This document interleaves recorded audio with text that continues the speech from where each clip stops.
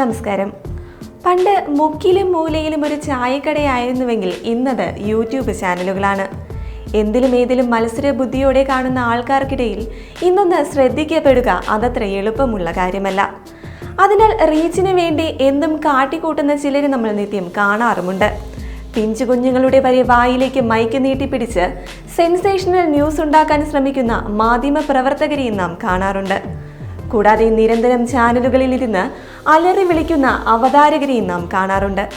എന്നാൽ തന്നെ എതിർവശം ഇരിക്കുന്ന ആൾക്ക് ബഹുമാനവും മര്യാദയും നൽകിക്കൊണ്ട് അവരുടെ ഇമോഷണൽ ഇംബാലൻസിന്റെ കൂടെ നിന്ന് ചേർത്ത് പിടിച്ച് സംസാരിക്കുന്ന അവതാരകരുമുണ്ട്. അതിലൊരാളാണ് രജനീഷ് VR. ഇന്ന് ഫേസ്ബുക്ക് തുറന്നാൽ രജനീഷിന്റെ അഭിമുഖത്തിന്റെ നീണ്ട നിരയാണെന്ന് തന്നെ പറയാം.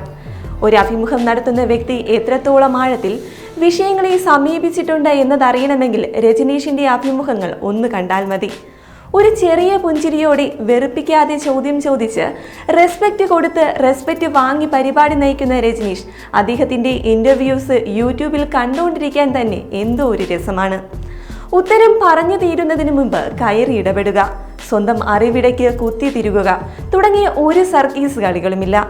അതിനാൽ ലൈക്കും ഷെയറും കമന്റും വ്യൂസും ഒന്നും ഈ പുള്ളിക്കാരന് ചോദിച്ച് വാങ്ങേണ്ട കാര്യവുമില്ല.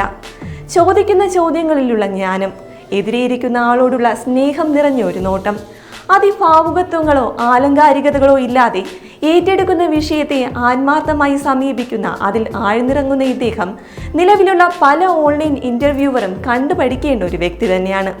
ഒരുപക്ഷെ എനിക്ക് തോന്നുന്നു ഇന്നുള്ള സമൂഹത്തിലെ പ്രധാനപ്പെട്ട എല്ലാ വ്യക്തികളെയും ഇദ്ദേഹം ഒരുപക്ഷെ ഇന്റർവ്യൂ ചെയ്ത് കഴിഞ്ഞു കാണും.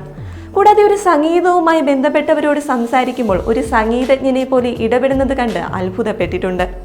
അതേപോലെ ശാസ്ത്ര പരിജ്ഞാനമുള്ളവരോട് സംസാരിക്കുമ്പോഴോ ഒരു ശാസ്ത്രം അറിയാവുന്ന ഒരു ആൾ സംസാരിക്കുന്നത് പോലെ നമുക്ക് തോന്നാം.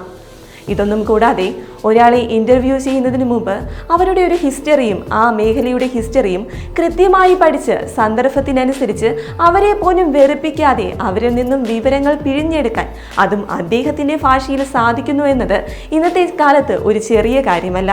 കാരണം അദ്ദേഹം ഓരോ വ്യക്തികളുമായി സംസാരിക്കുമ്പോൾ അവരുടെ പ്രതിഭയിൽ അലിഞ്ഞിറങ്ങുന്ന ഒരു നോട്ടമുണ്ട്, വിഷയത്തിൽ അലിഞ്ഞ ഒരു ഭാവവുമുണ്ട്, അദ്ദേഹത്തിന്റെ സൗമ്യതയാർന്ന ഒരു ചിരിയുണ്ട്. ഇതൊക്കെ നൽകുന്ന ആസ്വാദന ഭംഗി വേറെ തന്നെയാണ്. എന്തായാലും രജനീഷിന് എത്ര വിശേഷണങ്ങൾ നൽകിയാലും അതൊന്നും മതിയാകില്ല എന്ന് തന്നെ പറയാം. അതിഥികളുടെ വികാരങ്ങളോടൊപ്പം പങ്കുചേരുന്നവൻ, ഓരോ ഇന്റർവ്യൂവിന് മുമ്പും കൃത്യമായി വിഷയത്തെയും വ്യക്തിയെയും കുറിച്ച് പഠിക്കുന്നയാൾ, ലളിതമായ ശൈലിയിൽ മനോഹരമായും വ്യക്തതയോടും പ്രേക്ഷകരിൽ എത്തിക്കുന്ന ഭൂമിയോളം താഴ്മയുള്ള അവതാരകൻ, സംസാരിക്കുന്നവരെ ഇടയിൽ കയറി തടസ്സപ്പെടുത്താതെ അവരെ കൂടുതൽ സംസാരിപ്പിക്കാൻ പ്രോത്സാഹിപ്പിക്കുന്ന അവതാരകൻ, നെഗറ്റീവ് സാഹചര്യങ്ങൾ പോലും പോസിറ്റീവാക്കി കേൾവിക്കാരിൽ പോസിറ്റിവിറ്റി നിറയ്ക്കണമെന്ന് നിർബന്ധമുള്ള ഒരു ചോദ്യകർത്താവ്, എവിടെ എത്ര ആൾത്തിരക്കിലും സ്നേഹം പ്രകടിപ്പിക്കാൻ മടി കാണിക്കാത്ത ഈഗോ ഇല്ലാത്ത പച്ചയായ മനുഷ്യൻ. പ്രിയ രജനീഷ്, ഏറെ സ്നേഹബഹുമാനത്തോടെ പറയട്ടെ, നിങ്ങൾ മാസാണ്, പൊളിയാണ്. നിങ്ങളാണ് the real gem of Kerala and a meaningful interviewer.